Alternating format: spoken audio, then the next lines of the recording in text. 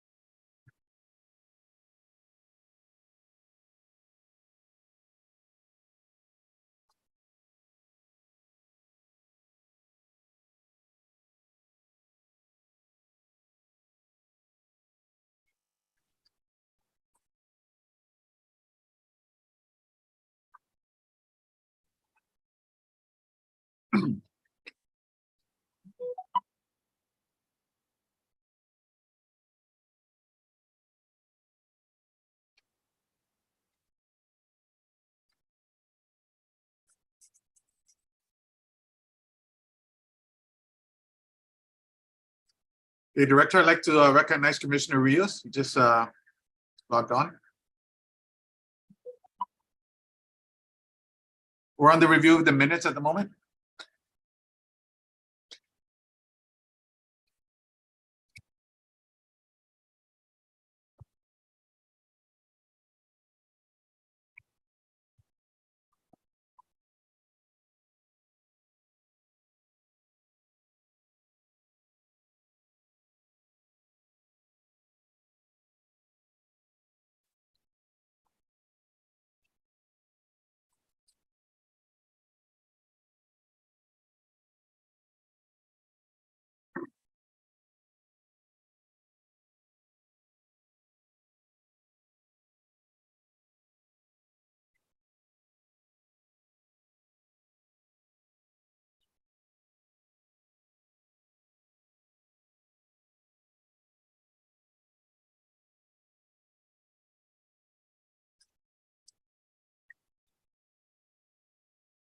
I'm on mute right now. Did you contact Mama Minda?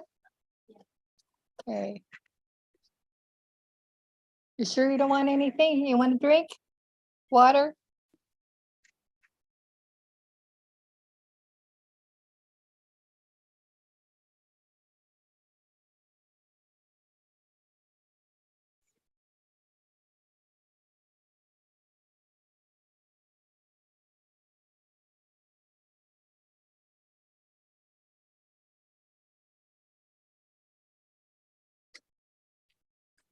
Mr. Chair, Commissioner Cruz. I'd like to make a motion to approve the minutes for November 18, 2022, subject to corrections per audio recording. Okay, we have a motion to approve the minutes.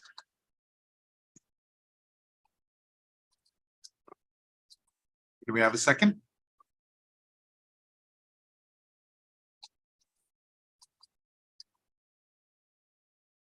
So move, Mr. Chair.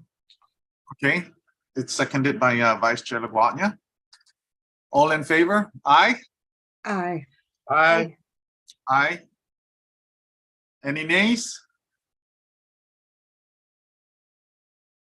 Okay, I believe Commissioner Rios, you said aye. You said aye, right?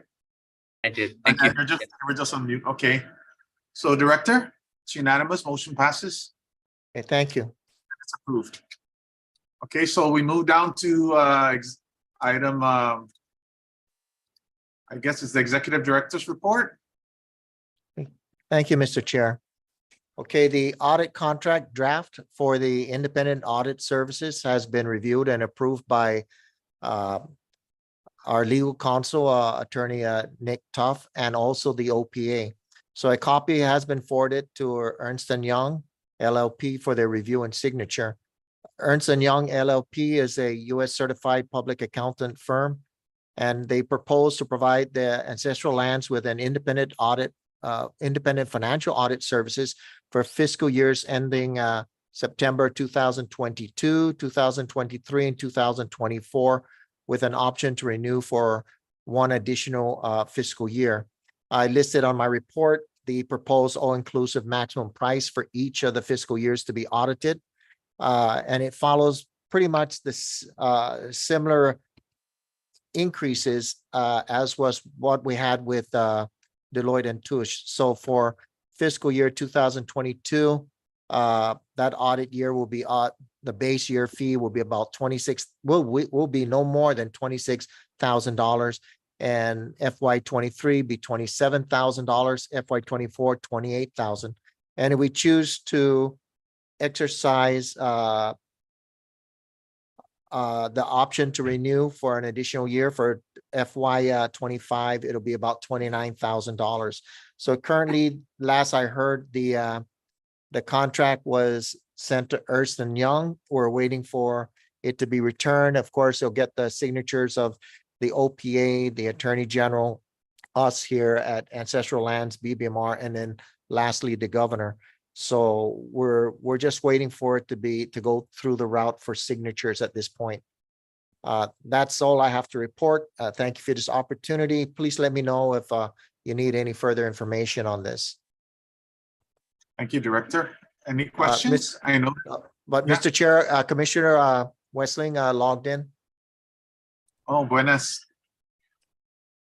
Okay, so we acknowledge the presence of Commissioner Westling. Any questions on the Director's report?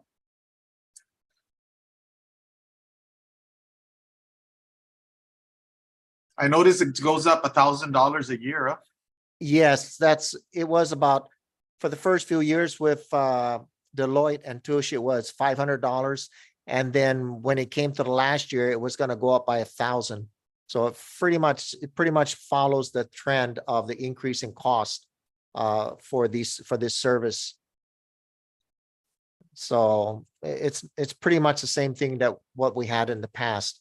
And my understanding is that the auditors that were left by Deloitte have been the ones that have been auditing us have been hired by Ernst & Young. So it will probably follow the same path. In fact, right now we are already preparing our documents, even though we don't have a contract yet. We know that it's coming, and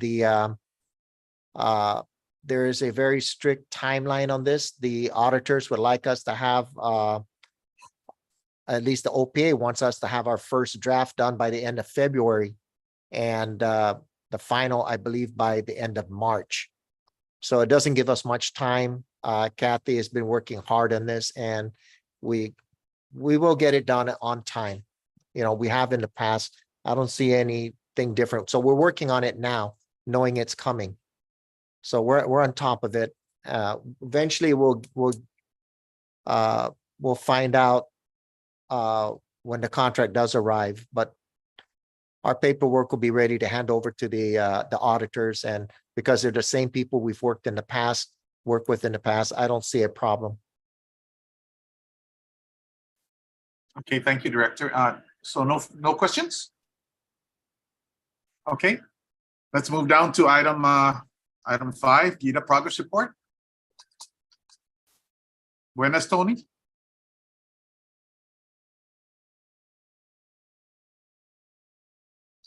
Yeah, buenas, and good afternoon.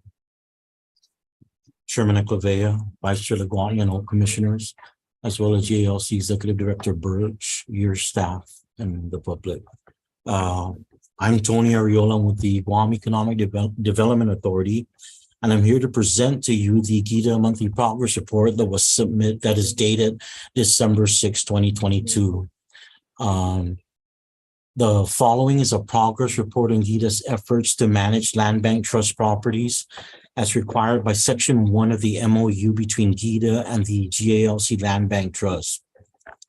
I just want to inform everyone that we're going to be having update revisions on a list of the tenants here due to the submission of submitting our GIDA report to the GALC at least a week prior to our board meeting. So there's going to be updated revisions along with a list of tenants. First off on the list is the Weddingale Junction Route 3. That's the Northern Market LLC. Their monthly rent is $27,854.51, with their outstanding balance as of December 6, 2022 of $1,534,451.19. The total deferred balance is $1,236,576, along with their interest of $270,095.93, with a total of $1,506,596.69 as of November 1.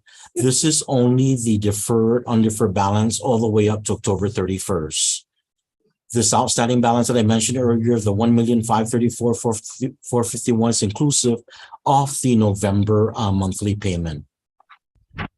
We're also pending Northern Market's written proposal submission for their undeferred balance, their monthly payment, and their projected lease revenues that will be provided to the GALC Board Commission for review and approval. I've gotten an update, and I was informed by Northern Market that they're still working on trying to obtain some letter of commitment regarding the loan bank financing for the construction, as well as for the arrears payment that they I guess promise to pay $1 million within 19 days from like February 23rd, 2023. And that was stated in the November 18 last board meeting. Northern Market is also going to make a November 2022 monthly lease payment before the end of this week. And then the December monthly lease payment will be made by the end of this month. The second one in the list is the Upper Harbor parcel number 1, the Commissary Junction, which is Quick Space. Their monthly rent is $3,989.13. There's also a revision on this on the outstanding balance because their payment came in December 12th, 2022 and paid in the amount of $3,989.13. After Harbor Reservation F12, that's Matson. Their monthly rent is $27,733 with their outstanding balance of $27,733 as of December 6. We still have payments coming in. Their last payment was received on November 28, 2022 in the amount of $27,733. Lot Upper Harbor Reservation, which is the Transsteel tenant, their monthly rent of $500. Their outstanding balance as of December 6 is $9,100. As you know, they're also on a month-to-month tenancy and their payment plan all the way from May 2021 to present. Their last payment was made on November 22 in the amount of $600. Tingisan Cable Landing Station, that's AT&T. Their monthly rent is $22,939.42. Outstanding balance, $0. Last payment received on December 6 in the amount of $22,939.42. I'm going on to do Next one on the list is Smithbridge. Their monthly rent of $8,800. Outstanding balance of $8,800 as of December 6. Last payment received on November 7 in the amount of $8,800. Lot 10155-1, that's the Farmers Co-op. Their annual rent, we're pending the calendar year 2021 financial statements to determine their outstanding balance. Gita sent a letter to farmers on November 21 for submission of their statements, and we gave them a deadline of January 2nd, 2023. Teason Properties, Guam Environmental Protection Agency, a little bit of update on this. Monthly rent is $8,000 with an outstanding balance of $232,000 as of December 6, 2022. Their last payment received September 27 in the amount of $8,000. Ongoing reconciling of the financial summary accounts between GIDA, GIPA, and Accounting Division. You know, I just got word from their ASO, Ms. Connie of J, and she had mentioned that they're continuously trying to pay their monthly lease payment, but the delay is in the federal funds coming in. But once they receive that federal funds, they're going to make payment, and they said they will normally make lump sum payments of 5 months or more. So that's pending. Next one on the list is Department of Public Health and Social Services. That's the WIC office. Their monthly rent of $8,400 with an outstanding balance of $54,299.35. Their last payment received November 17 in the amount of $8,400. With this one, they're pending approval of their fiscal year 2023 certification of funds from Department of Public Health, WIC, as well as BBMR. And once that's approved, they're going to pay off their lump sum monthly payments in full. Other items on the list is the investment committee. There's also an update on this one. RJ and BGI submitted a draft of the investment policy statement to the investment community members and GALC for review. The update is unfortunately, Melanie Mendiola, our administrator, will not be here due to a schedule conflict.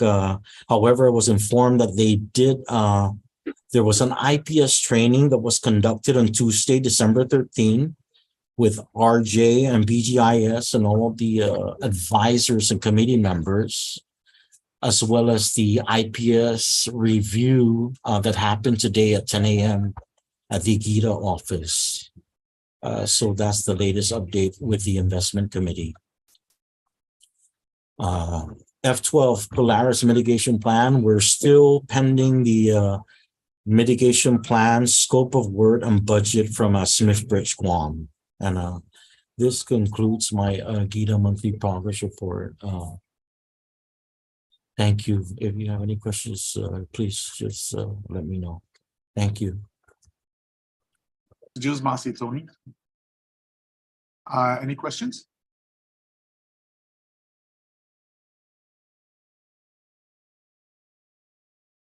No, we don't have any questions, but just on an update of the RJ and BGIS, we did have a meeting yesterday with Raymond James at their offices, and we went over the investment plan that we hope to get to you completed by our next commission meeting in the second week of January. And we did go over that again today. So we hope to have that for the rest of the commissioners, for the Board of Commissioners to review by that time.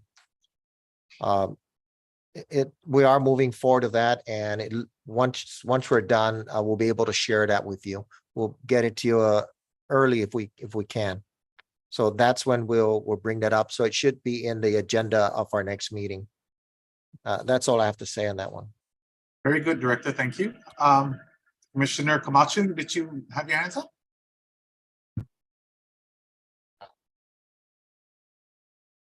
No, I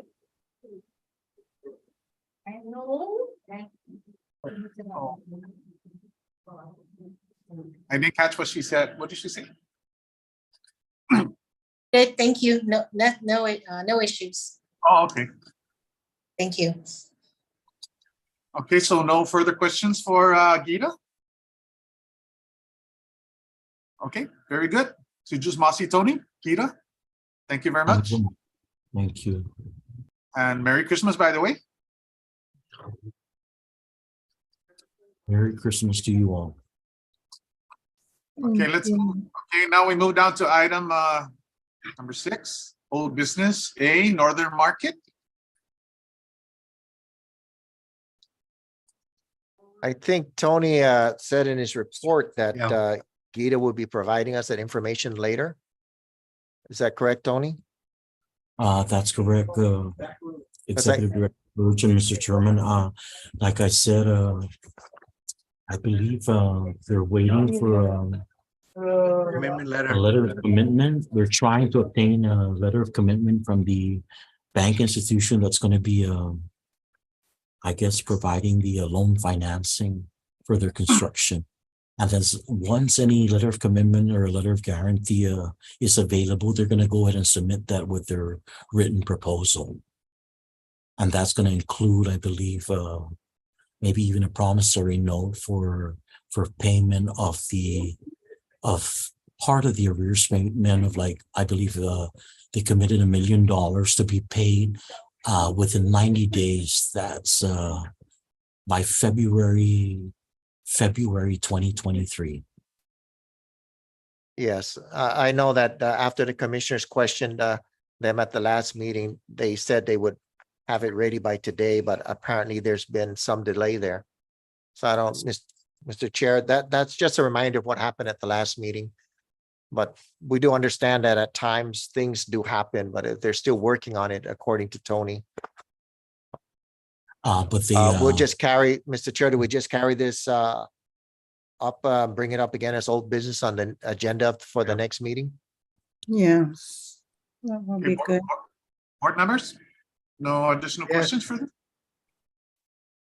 Yeah, okay. may I also add, excuse me, I'm sorry, Mr. Chairman, may I also add that they're going to be making the November 2022 payment by the end of the week.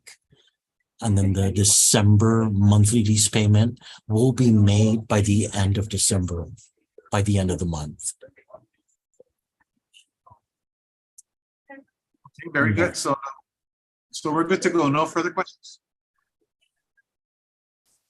Again, thank you, Tony, Gita, Sujus Masi. Thank you, Mr. Chairman.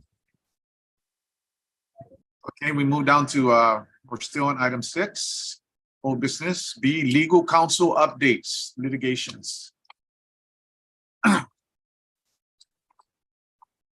day, everybody. So we have 2 issues under 6B, the updates on litigations. The first is that did everyone receive the information I sent out regarding the Torres estate and the conclusion of that litigation back in 2020? And if so, does anybody have any questions on that? I know it was kind of a brief summary of the conclusion of the proceedings, but if you want any additional details, I can do my best to supply those. Mr. Chair, that was included in the packet of the last meeting where I believe it's Deputy Attorney General, was it Espadon sent that out? Canto, I believe, was Canto. It was one of the yeah. Deputy Attorney Generals. So either that one, and feel free to chime in at any point if you think of anything regarding that issue. The other one is that we were recently named as a defendant in a case called Affligui v. Moylan, which is an old case dealing with a piece of land that the Ancestral Lands Commission deeded out about almost 20 years ago. There was a recent Guam Supreme Court opinion that decided to add us into the litigation for some reason that I am still not entirely clear of. But essentially what happened in the case was that in 2003, we deeded a piece of land to a Mr. Affligui who came to us with a claim.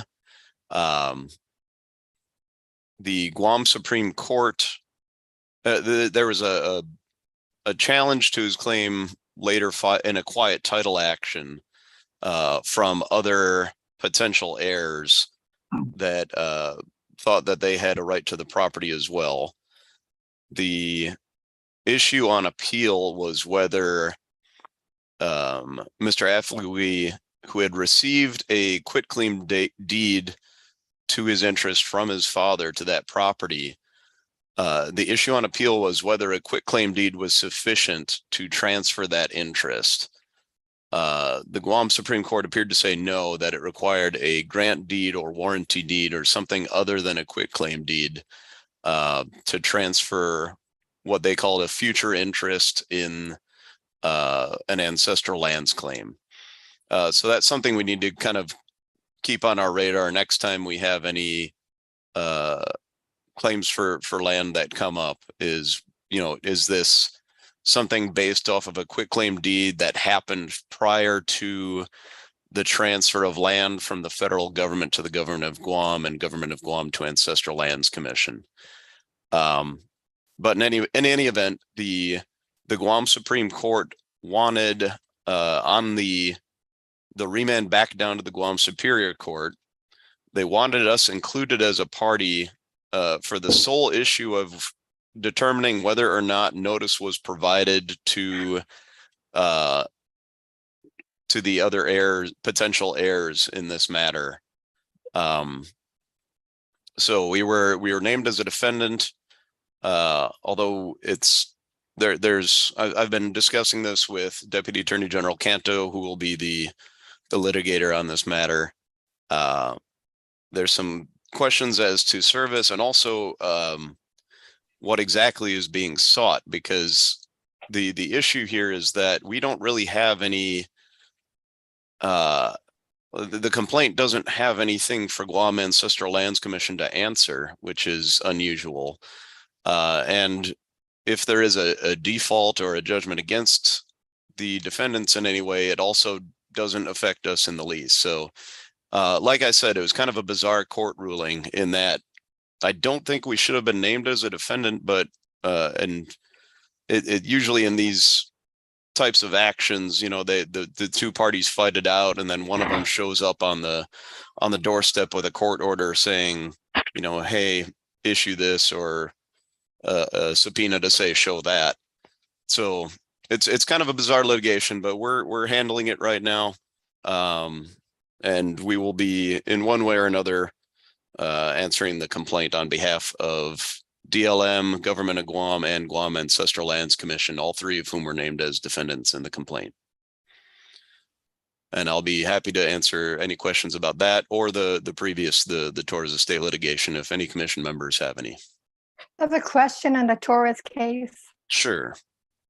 What are your, do you have any concerns on how that was handled? That we weren't even informed, or, you know, they didn't get any suggestion on anything regarding that case, not even to compromise on, you know, any settlement, which what they were trying to do previously. But Yeah. this one, we were just, I mean, we were totally thrown out of the picture. Yeah, I think part of the problem that happened with that case is that, one, Ancestral Lands was never a party to the case, which was, I think, it didn't appear that way from the briefings that we got from attorneys Highsmith and Bischoff. I think we were kind of led into thinking that we were the plaintiffs on this action. And part of that, you know, I'm relying on the litigation department to handle that. So when I get updates from them and I pass them along, that I should have been probably double checking them a little more carefully to see what it was exactly that the claims were. And I think the problem that we had also was that the way that this case was filed was that it was almost, you know, that if you read the letter from Attorney General Canto, at some point Ancestral Lands was being considered a defendant in the action from Attorney Bischoff, who was planning to sue Ancestral Lands on behalf of Government of Guam. And again, this kind of dovetails back into earlier discussions that I've had with Director Birch and other former directors as to potentially needing an independent attorney for the Guam Ancestral Lands Commission, because there are these types of cases where there are not the same interests between the government and the Ancestral Lands Commission. But ultimately, I think what happened, it was that there was confusion as to what the basis of this case was. You know, from the outset, there was a conditional deed that was issued by the Ancestral Lands Commission that all the board signed off on. The hearing kind of went off without a hitch. The only condition in that conditional deed was that the administrator for the estate, Ms. O'Keefe, said that she couldn't sign you know how we have the usual waiver that says we're not going to pursue any other claims, ancestral lands claims, if we're awarded this deed. And she stated that she couldn't sign it on behalf of all the other estate members, but that if she could go to the probate court and get something to that effect. So the conditional deed was issued for the Torres estate with the one condition that she go to the probate court and get that. And she did. And then the suit that was filed on behalf of the Government of Guam was kind of wildly divergent from any of those issues. There was a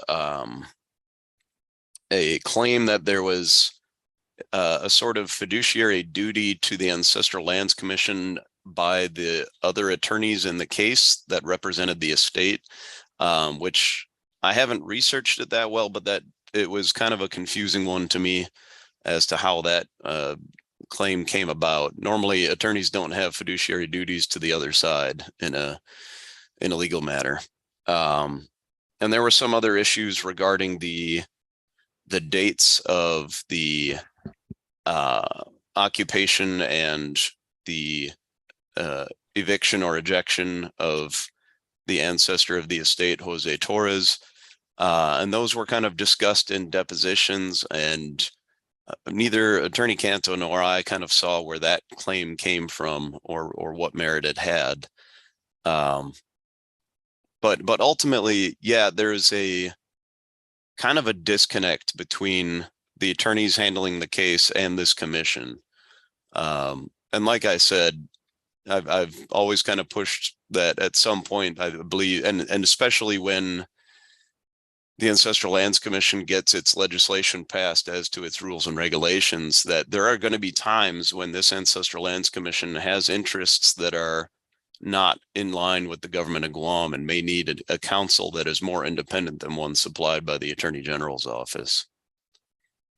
So Nick, my question to you then on the independent legal counsel. I was reviewing the law on that, but I couldn't find anything that restricts us, being like a commission of, tied pretty much like a line agency with the governor's office. Yeah, I don't see anything restricting us from hiring a independent legal counsel. Do you know of any restrictions? I think there is. I vaguely remember there being something back in 2005 or 2006 when former Attorney General Moylan, now the electee to be Attorney General Moylan, was in office, and I believe he filed suit to prevent line agencies from having their own Attorney General unless provided for by statute. I can look that one up and try and find that ruling for you.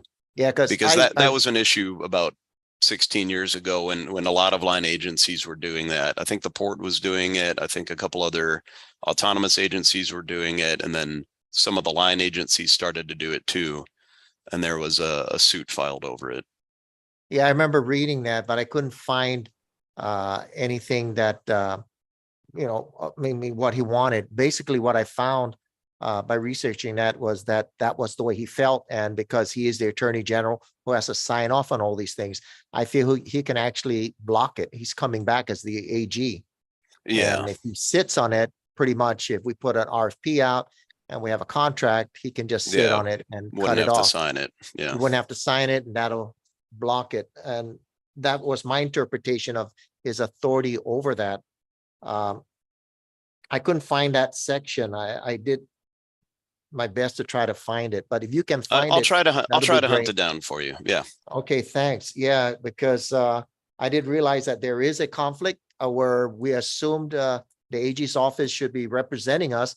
I mean, we're actually today we have an MOU or MOA with them, and we're actually paying for the services. And by Yeah. law, they do provide that services to the government of Guam to then say we're representing you, but we now want to make you a defendant in the case, and therefore we're throwing the case out. I think there's a huge conflict of interest there.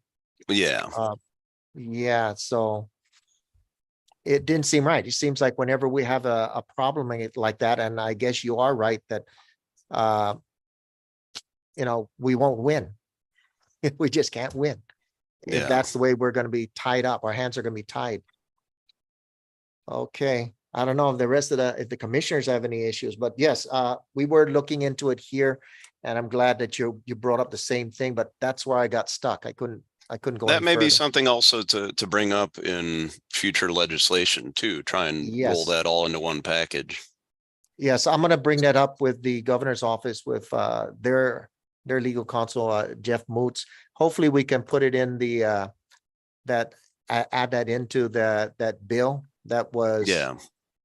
given, for the Reform Act for the land bank, and include something like that in there to make it clear, because you're right. When we do come up with the rules and regs, I foresee the same issue coming up again in the future. And I think we have to look ahead and prevent that from reoccurring. I Right. mean, this is a big case, and the way it looks is like we were simply cut off. So thanks, Nick. I don't know if the commissioners see it that way, but I'll be reviewing it on my own too. Can I just tell you briefly what had happened in that case? I recall. Sure. Okay. When that lot was being presented, the families, and I think there's 5 or 6 of their attorneys. We didn't have an attorney. And so it was so confusing. I mean, they had this stack of papers that they wanted us to read right away. And it was so It was so confusing. So what we did, because we listened to them, but we still weren't able to make a decision based on this document. So what we did is we told them, if you can prove, we'll give you a conditional approval to show that this property really belongs to you. So later on, we were told that yes, it did go to court, only to find out from another source that it didn't go to the civil court. It went to probate court. Lo and behold, that was what Yeah. Well, that's what happens when we don't have legal counsel available. So I agree with Attorney Tough that we should try to pursue independent counsel because of the conflict of interest that has occurred now that we're aware of with the AG's office, and most likely will occur as soon as or when we start drafting the rules and regulations. You can't have the same people representing us who may want to come and make us defendants in the same thing. I mean, that's a major conflict. So, yeah, and in that case, we should have had legal representation, but we did not. So I don't know where we're going to go with that. Nick, do you have any recommendations? I mean, what happens now that the AG's office pretty much ended the case for us? I Do mean, we part have of any it was, recourse?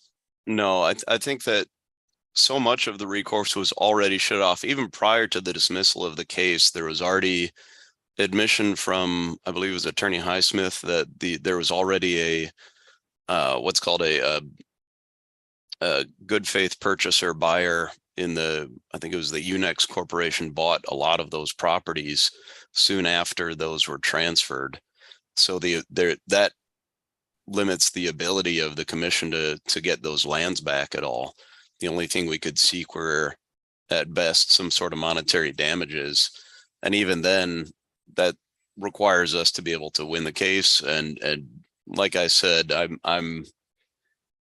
I have just gotten into sort of reviewing some of the documents from the cases, and I'm having difficulty finding a lot of the bases of the claims that were being made.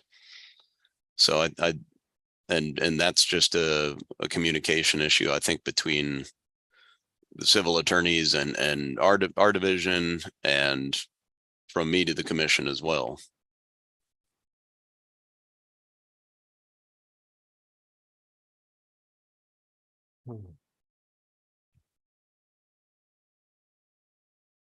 Nick, I got a couple of questions for you. Sure. Regarding the minutes, did you review the minutes we had on the last meeting? From the November meeting? No, I did not yet, Oh, you didn't? Okay, but I can pull them up. okay, just while you're pulling it up. During the years of this litigation, the AGs has been constantly giving us updates regarding the case. Yeah. And throughout the years, we've been subpoenaed to court. I'm not sure how much of a factor that would be in regard to whether it's government of Guam and then the GALC in the language. Well, I think with subpoenas, you're not necessarily a party, because there's times when, like I was saying with the other litigation, it just means that you may have something of value to the litigation, but it doesn't necessarily make you a plaintiff or a defendant in the case. Okay. More of a witness. The point I'm making is throughout the years, the AGs has given us that indication. As a matter of fact, they've brought up a couple of times, maybe 2 or 3 times, settlement offers. Right. And the one that I remember from Attorney Highsmith was kind of based on a rumor that there was potential settlement. And then when I contacted the Torres Estate attorneys, they said that there wasn't anything concrete on their side and they didn't know where that had come from. So, well, I'm not sure. I didn't. Like there was Yeah, it looks like there was some legitimacy to it, even though it wasn't official. I guess maybe it was a poke, maybe Yeah, to see if we were, amenable what our to that. position was. Yeah. Yeah, and then maybe it would turn into some official thing. Yeah, and Um, I was kind of I feel a little misled on that as well, because at that point I was not aware that Ancestral Lands was not a party to Yeah. the action. I didn't And- realize that it was just government of Guam as the plaintiff. the issue we have is that given the history of this, the AG should have consulted us first and then advised the board. Being our legal counsel, we should have advised the board that we're not, the interpretation is that we're not the party that's being sued per se. Right, and I think there was some confusion because we kept getting these updates on the litigation. We were kind of led to believe that we were a part of it instead of just a witness. But for the board, we were never confused. There was no confusion as to who just recently now, it's, hey, you were never a party. So it's different if there was confusion beforehand, but we never got that. The board, there was no confusion in who it was. It was GALC that issued the motion, issued the deed, and we were the ones that gave them, instructions that you were to take this to court. And if the court proves that this is yours, it's, and they ended up taking it to probate court, as opposed to what Commissioner Cruz was saying, yeah. And our instructions were not followed per se. And then that's why there was no confusion that the GALC is the one that's the party to the litigation. And then throughout the years, settlement offers. And a couple other things is, it was done in July during the lockdown.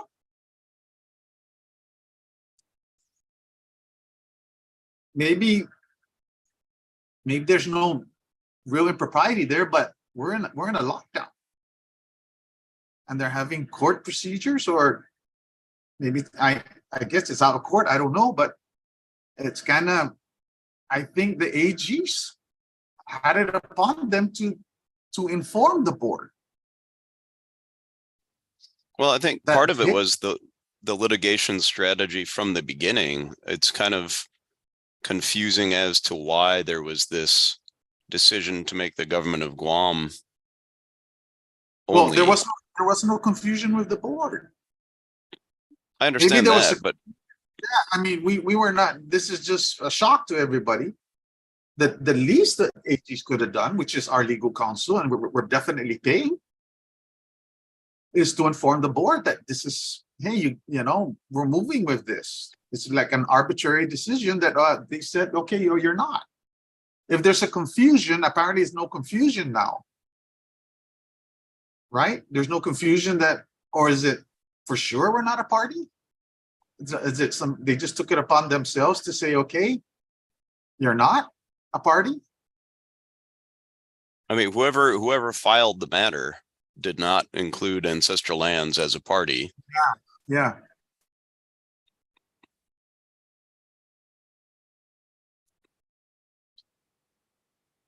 But like I, not to echo before, but I think this just reiterates the need for Guam Ancestral Lands to have its own attorney.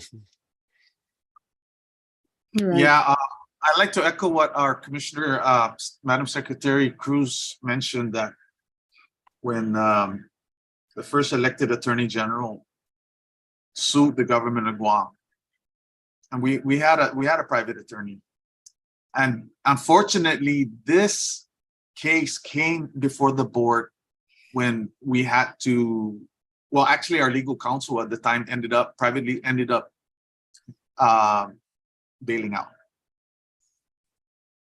And so while it's still in court, the board was pressured to continue moving, instead of, we should have just basically, knowing better now, delayed until we had legal counsel, but we did not. We moved to several cases that came back to bite us. In particular, this is the biggest one that we made a decision on to move forward with it, a conditional deed, and we had no legal counsel. The board was basically just confused because they came in with heavy firepower. They even had an attorney present their case before the board. After several attempts with the board, they brought in the attorney that supposedly drafted the enabling legislation of the ancestral lands.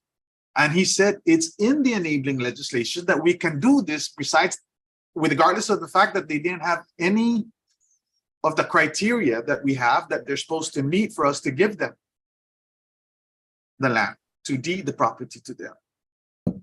So they on several of the qualifications, they did not meet the qualifications, and the board ended up giving a conditional deed.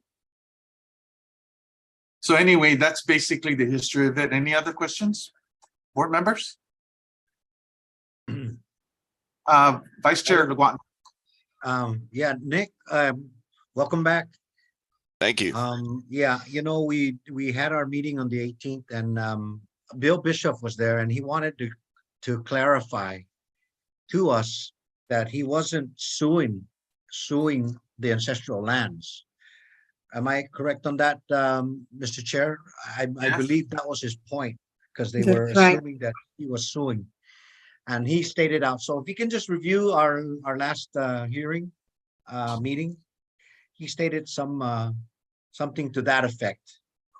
Okay. So, yeah, and yeah, that is a very there's a very sad case. Yeah, we learned our lesson to not have legal counseling at the time, because like our Madam Secretary did mention, they came in with big guns, man, and they were like Yeah. they had it all planned, you know.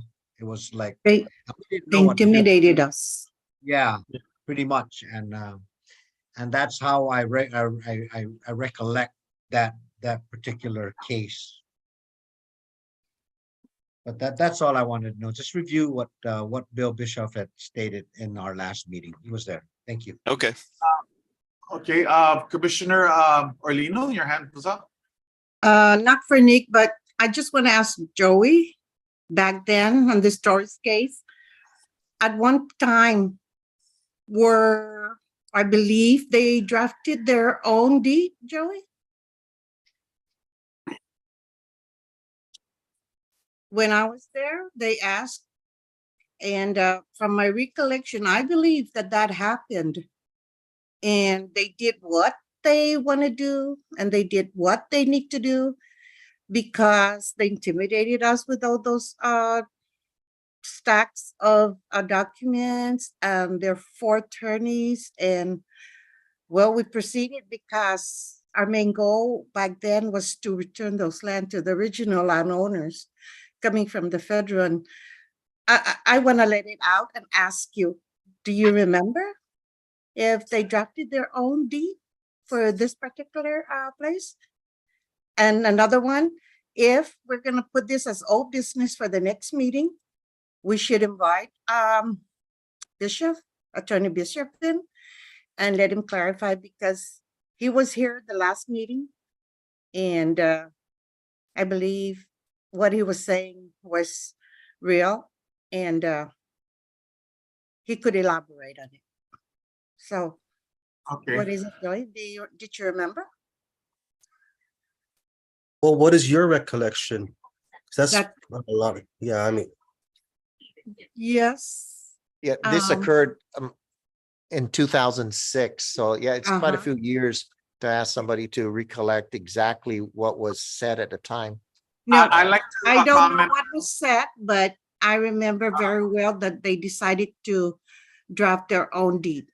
Yeah, what I vividly recollect is they were to draft the deed, and they drafted the deed. Right, They drafted. and brought it into us, presented Yes. to us. That's what I Together recall. with their- But Joey, I can stand corrected, but that's vividly what I recollect. They drafted Okay. the deed. Yeah, so that's what, I just want to be known that they did that. And I don't know if it was fair to us when we don't have our own legal counsel at that time. And I felt so intimidated, was sitting there, and that's all I'm gonna say. I mean, Bishop, Well, Attorney Bishop, has could say more to that. Because he was there. Well- And if we could bring him in next meeting, since we're gonna Was- put this as old business. He was there at the hearing where the deed was signed. Not to my recollection, not when the deed was actually signed, Okay. but he sat in most of it. And Who was there? I didn't hear. Who's the? Bishop, Attorney Bishop. Attorney Bishop, remember when, we could No, bring him? no, to we the- did not have legal counsel at that No, time. no, at that time, no. We did But not have- further down the line, and Not- him looking into the matter, he has gained knowledge of what went on and reading through all those documents and the works. And, but my motion is that they did drafted their own deed. And you could back that up, Chair, right? Yes. I have a comment. Commissioner Cruz? Okay, the reason why Attorney Bishop is very knowledgeable in what this case, because he stumbled across it when he was asked by when the family was suing Waterworks, or Waterworks was being sued, so he had to make a research and how that property landed at the Torres and so he's the one that the conditional approval was there on that date. So he's the one that discovered that it didn't go to civil court. It went to probate court, and this was a time 2 years after we approved that. He came in the nick of time when the statute of limitation would have ended. It would have been 2 years. So we had a meeting. We didn't have an office, so we were using the Agana Mayor's office, and it was pretty crowded. So we had to make a decision to halt that, so that we are still within our 2 year. So we voted to look into this matter.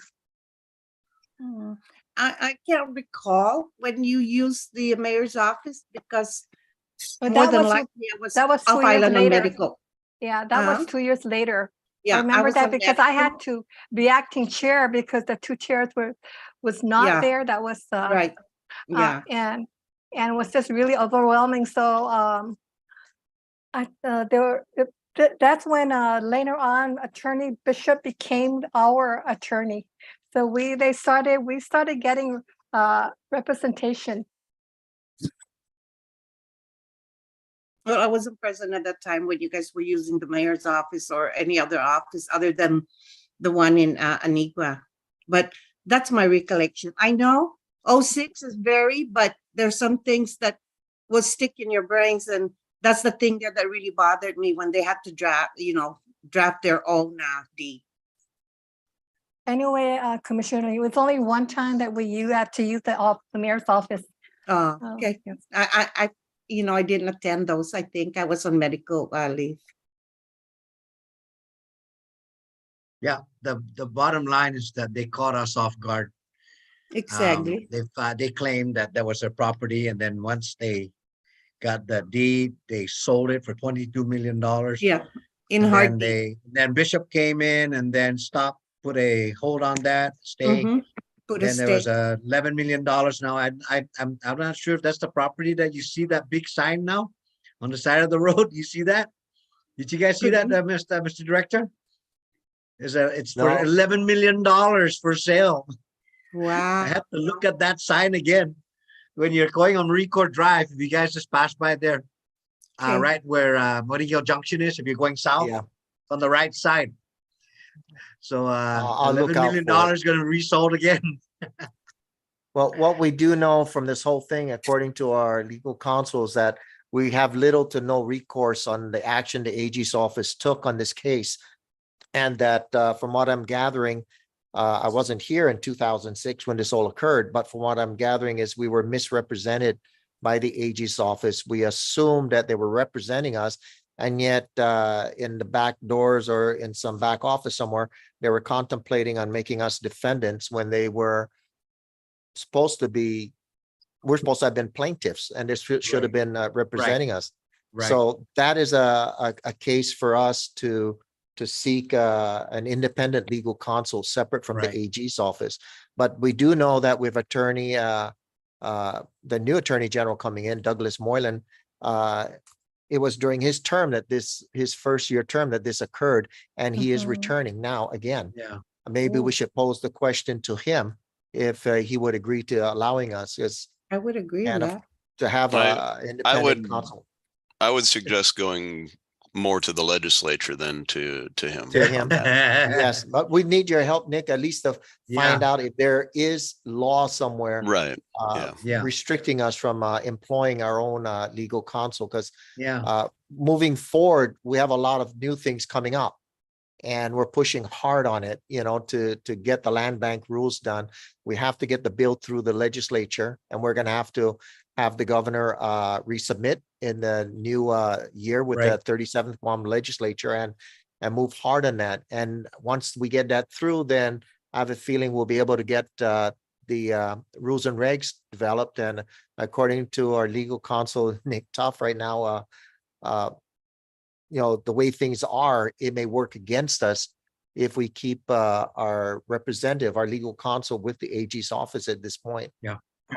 At the very So- least, the commission should Yeah. have been notified, or at least the director, given that it is a lockdown. We should have been given the courtesy of what the Yeah. AG is gonna basically arbitrarily do, and given the history of this. So Yeah. there's backdoor dealings, we don't know. I mean, it's implied. But at the very least, the board should have been given heads up prior to anything being done. True. So Commissioner Orlino, you're suggesting to bring it back up in old business?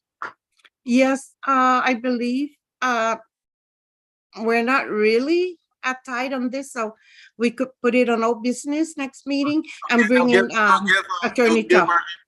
I'll give our Huh? legal counsel time to review the minutes. Yes, of right. case. Nick, yeah, because he just got back, right?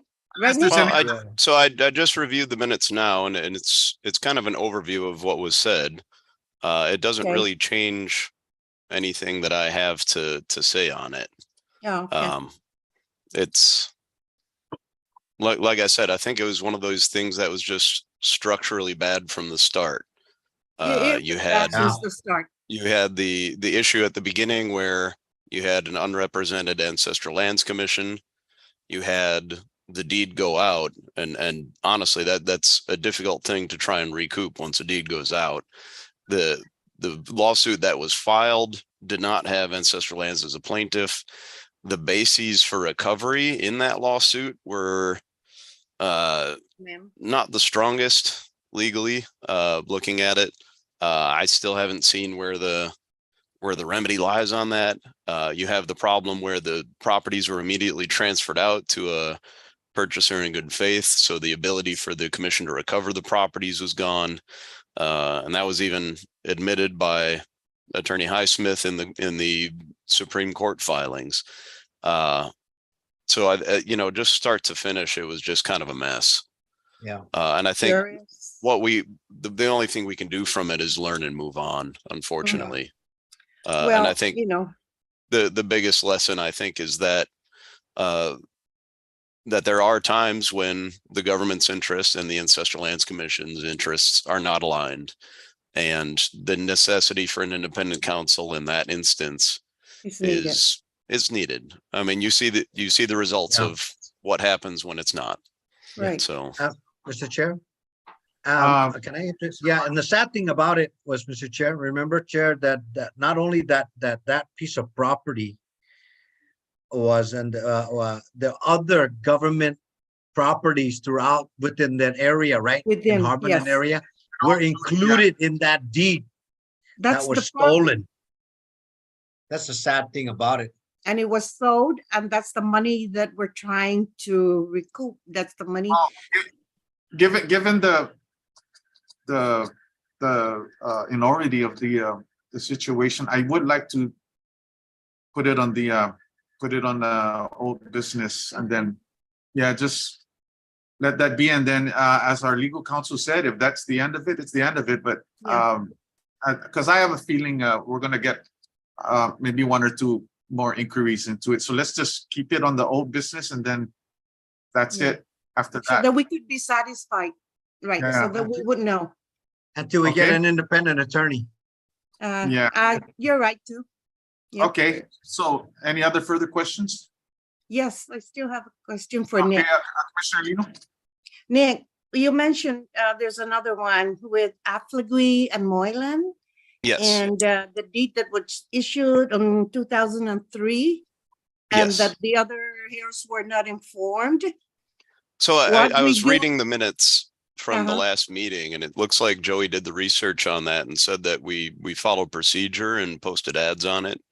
Yeah. So it may be that we're covered on it, but like I said, the weird thing about this case is that the Mhm. complaint doesn't really ask anything of us. You know, it's one of these situations where we should have been.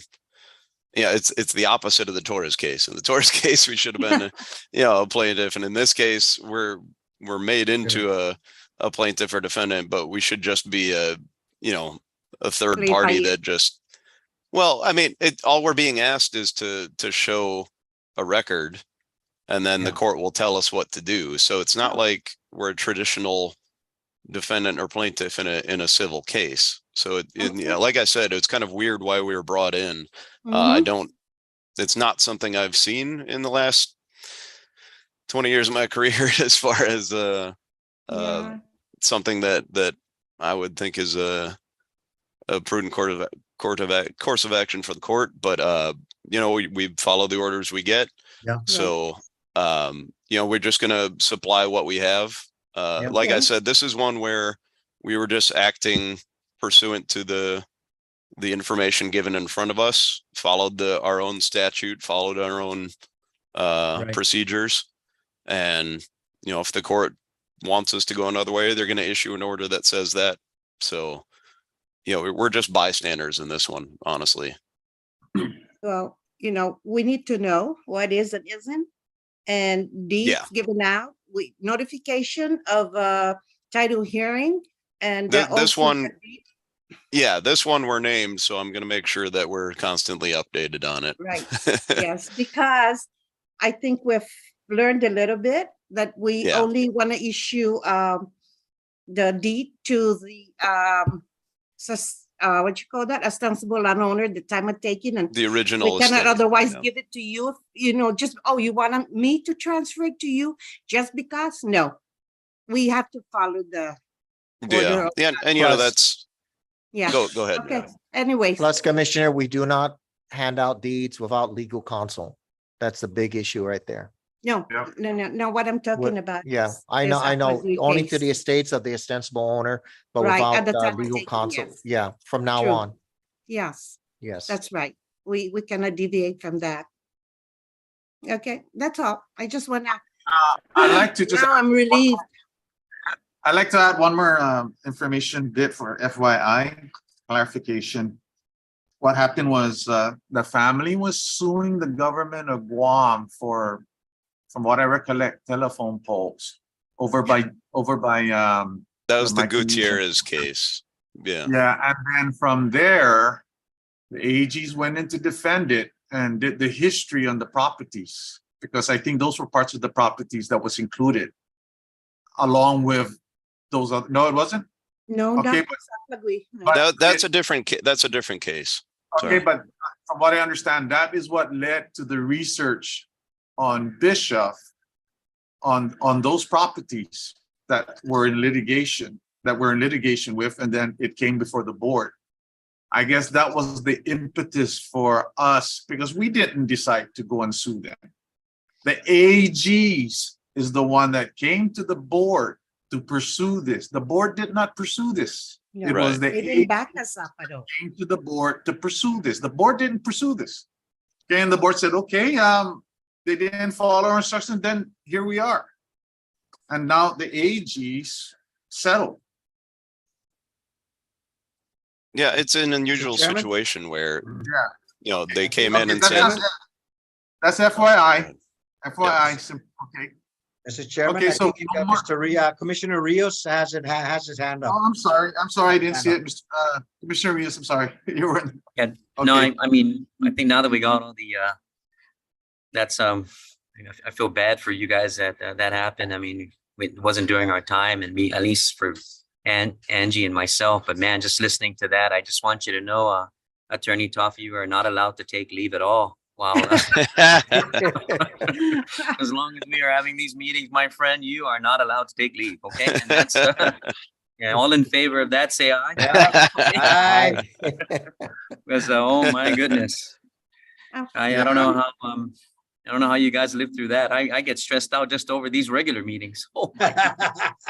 Well, sometimes we started working from 8 to 12 midnight. You won't believe that, Oh my but it's gosh. true, right, Ron? Mary? Yeah, I'm sorry. Joey? I'm sorry about that, but I just figured we gotta end on a little Nice bit of a happy note here. So Attorney Toff, your leave has been declined, denied. You are no longer allowed to go That's anywhere. right. Okay, No I more I just- hope you leave. had a good time, because that's gonna be the last time you're going on vacation. So I hope you had a good time. Yeah, and I Thank think you even beyond, for feeling for us. Thank you, Angie and Yeah. Jeff. Okay, even see, beyond the stop. attorney issue, I think a lot of this was just learning pains that the commission Yeah. had to go through. It was a new program. There were rules that, you know, aren't specifically detailed Gray enough for the areas. commission to be able to follow an exact map on. And I think Yeah. they were just trying to, you know, do the right thing and do what they could. And Yeah. sometimes that works out, sometimes Yeah. it doesn't. And You know what? sometimes One- you take your lumps on it. Mr. Chair, one last comment. You know what? That's true, Mr. Nick, because we, even at one time, I even suggested that we have security because we Right. had a one hearing, they were already gonna fist fight. I'm telling you, it was really crazy down at the corn building. Yeah. I freaked out. I said, you know what? We need security here because when it comes to land, people will end up fighting and then you never know what's gonna happen. They do. I've been on in some meetings in private practice where, yeah, things got incredibly heated. Thank God that was just only one or two. Since then, we haven't had really much incident, but Vice Chair's correct. We needed security at that time. That's why you hold the meetings virtually now, so that it's a lot tougher to drive over to someone's house to fight them. I see from the chat that we have some commissioners that need to excuse themselves. So Director, I know you got the report, the budget report. Do we need to, is that gonna be Yes, quick? I'd or- like, it'll be quick. Okay. If we're gonna move into that area, I just need the approval of the commission that this will be our budget for FY 24. Before we submit it, our timeline to submit this to BBMR is this Friday. So it's Okay, a can quick the one. board- There's not much changes to it. Okay, can the Okay. board quickly look it over Just- real fast? Yeah, just Or give me can we 5 just- minutes and I'll explain it as simple as I can. Okay, Director? Okay, thank you, Mr. Chair. Okay, so now we're on the new business concerning the FY 24 budget. It's status quo, pretty much of what we have now for FY 23. We're requesting exactly the same amount of money that was appropriated to us for this fiscal year. We only made changes in personnel services because of the increments and the changes in benefits costs to our employees and minor increases in contractual for audit services. But basically everything else is exactly the same. And I'm just asking for the approval for a vote from the board so that I can sign off on this and send it down on time to BBMR for their review. So at this point, it is a draft, but once you vote on it, it'll be our proposed budget. So it'll be the same as we're operating now. We do have the money for it. And if we continue to get 90,000 from the general fund and $408,553 from our SID account, we will be able to make it through again in the next fiscal year. And do we have the 400,000? Yes. Now that we have the Smith Bridge lease, it brings us in sustained income at that amount. So it is a budget that is sustainable. What we did do in compliance when the legislature gave us the 90,000, we did classify 2 employees. And right now we're looking because now we have a program coordinator 3 classified, a land agent 3 classified, a land agent 1 classified, and we have a LTA for word processing secretary. But we're looking at getting now an admin assistant because Kathy now is our PC3. She's handling our RFPs and she's been instrumental in us getting Kathy. 3 federal grants over the last year. So we're looking at bringing in more money that way, but we do need somebody to handle all the detail work that Kathy's been doing on the AS400. She handles all of that, including right now that we're going through the beginning of our audit season right now. With a closing and opening of every year, it's a lot. So we're looking at in this one of bringing in an admin assistant. So we do have the money for it. If at this point, we will expect to bring somebody in. We made a request for GG1 to DOA. We hope to get that through and maybe bring somebody in by the end or the beginning of the second quarter of this fiscal year. So that's what this budget is for. So we're not asking for anything more than the legislature has given us this year. We're asking for exactly the same amount, minor movement of it based on personnel services, benefits, and of course that increase in contractual for the audit services.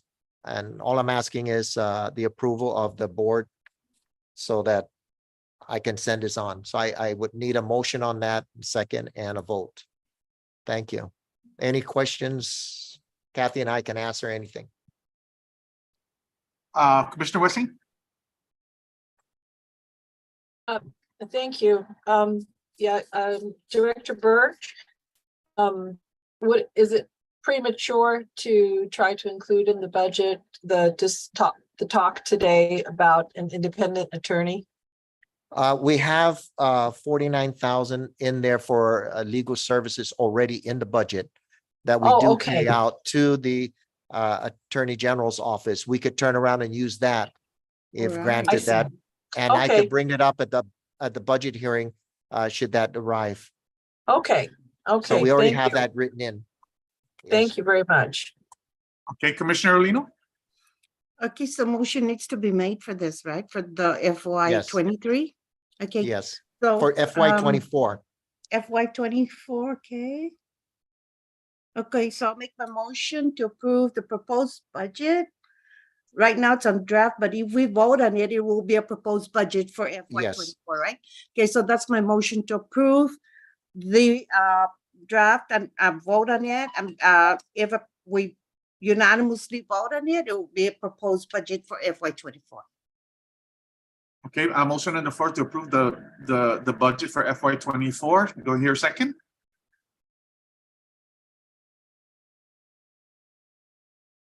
I'll second.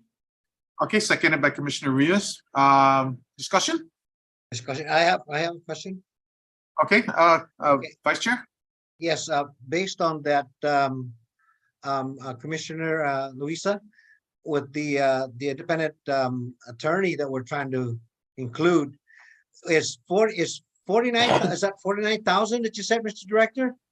Yes, it may not be enough, but Yeah, if I we go agree. that route, if we go that route, so will Department of Land Management, and they're also for legal services, they also have the same amount of money unless it's something. If you would like us to increase it, we probably Yeah, we could write that in. yeah, I don't think that is attractively sufficient. You know, Well, Bring it up at the hearing? I could. doubt seriously we're gonna see any traction with an independent counsel at this, even within that time, given that the fact. amount.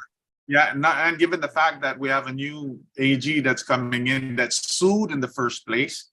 to represent the line agencies. But as our legal counsel said, we can bring it up to the legislature, but that would be an amendment to the, right? Yes. An amendment It could, to the. it would be an amendment, and that's where we could ask for the additional funding. Okay. Yeah, let's do it that way. Let's bring it, because yeah, Yes. 49 is not, and nobody's gonna go for that. But But that's assuming. that's where you we're- would, that's where you would place a retainer and keep them for the meetings, but not to be a full-time employee. So, yeah, I think it's might be reasonable if they're not full-time, right? Okay. Yeah, Yeah, that's part-time. Yeah, then it's okay. Yeah, okay. Yeah. That's right. Okay. Commissioner Wesley, your hand was up. Commissioner Wesley? I think it's frozen. I think our screen is frozen. Okay. Okay. There I'm she is. sorry, no, my hand was not up. Oh, okay, okay. We have a motion on the floor. It's been seconded by Commissioner Rios. It was actually made by, the motion was made by Commissioner Orlino, seconded by Commissioner Rios, and we're in discussion stage. Are we, any more questions? No questions? Okay, let's vote. All in favor, aye? Aye. I Aye. Aye. Any nays? No nays? Director, motion passes. Thank you, commissioners. Welcome. Okay, so where are we at on the, okay, we're down at public comments. Item 8, public comments. Mr. Chair, I did not receive nor we're seeing any requests for public comments at this time. Okay, now, and now we are down to the, when's our next? Our next Kathy, meeting? when's our next meeting? January what? You're on mute, Kat. January 11th. 11th? Yes, sir. What day is that? That's the second Wednesday in January. Okay. Okay, and that will be at 2:30 p.m. Correct. Okay, and where are we at on the, we're definitely meeting, having our Christmas party on the 23rd. The 23rd? On the 23rd, 23rd. yes. Mr. Chair? Yes, Vice Chair? Well, I would like to know, since it's a new year, can we try to move the meeting to Thursday? It's, What, how's it, or a Friday, or I don't know. Man, Wednesday I have to rush up. Pick up my grandson, man. What is Well- this for the next meeting? You're talking about the next meeting? Or, yeah, did we particularly use a Wednesday? Why don't we try Tuesday? we've only used Wednesday and because of the Guam Land Use Commission and the Chamorro Land Trust Commission. And one has Tuesday, the other has Thursday, so we were Wednesday. Oh, Yeah. But always use a That's the Friday, but yeah, TGIF. Well, Wednesdays at 2:30 will be still tough for you, Vice Chair? Yeah, well, it's a day that I normally pick up my grandson. I pick up my grandson every day at that time, but it's okay. I guess we just switch it off, and I just make arrangements. But Okay. What about Fridays? yeah, Will Friday work for everybody, including the other departments? No. it's Good Friday in the morning. I can't make it on Friday because I'm off I on Friday. have a, Yeah, you know. Okay. Yeah, Fridays are kind of hectic too, hectic like Mondays. yeah. Well, Who's just on Thursday? Nick is busy on Thursday. Mhm. Yeah, okay. at least 2 weeks out of the month on Thursdays, if not more, because a lot of times Tomorrowland Trust wants to double up on meetings. Hmm. I'll go with what the board decides. Yeah, the majority rules, whatever. Okay, so again, on the 23rd of December is our Christmas party. About what noon? Is it 11 or noon? Something like that. 11:30. 11:30. Okay. We need 11:30. Time. Okay, Yeah. sounds good. Any final thoughts? It's 4 p.m. Okay, I gotta leave. Merry I'm Christmas, dressed for everybody. Christmas Merry caroling. Christmas. Si June's Merry passing. Christmas, Motion everybody. to adjourn, motion to adjourn. Yeah, We'll motion, I see you- move. We'll see you on the 23rd. Motion to adjourn. It's Sec- I 4:01 seconded. PM. This meeting's adjourned. Si June's All passing, right, everybody. adios. Adios. Adios. See you Thank you, Friday. Director Staff. Take Viva care, Noche everybody. See you Buena. on the 23rd. Viva, See you in a- viva.